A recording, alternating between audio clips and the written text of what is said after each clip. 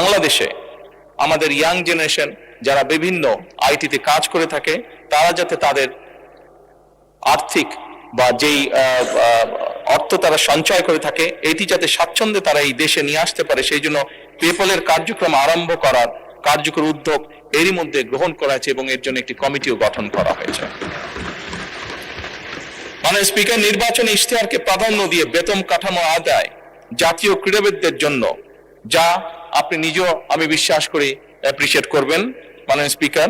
এরই ভিতরে ক্রীড়া ভাতা চালু করা হয়েছে। প্রাথমিক পর্যায়ে 500 জন ক্রীড়াবিদকে এই ভাতার আওতায় আনার পরিকল্পনা নেওয়া হয়েছে, যার মধ্যে মাননীয় স্পিকার এরই ভিতরে 129 জন আন্তর্জাতিক বিষয়ে সাফল্য অর্জনকারী ক্রীড়াবিদকে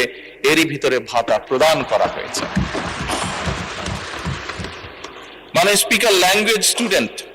ভিসায় বর্তমান জামানতবিহীন যে ঋণ ছিল তার সীমা যাতে আমাদের ছাত্ররা, আমাদের ইয়াং জেনারেশনের সদস্যরা যাতে সহজেই বিদেশে যেতে পারে এই কর্মসূচির আওতায়, তার জন্য তাদের ঋণ সীমা 3 লক্ষ থেকে 10 লক্ষ টাকায় উন্নীত করা হয়েছে।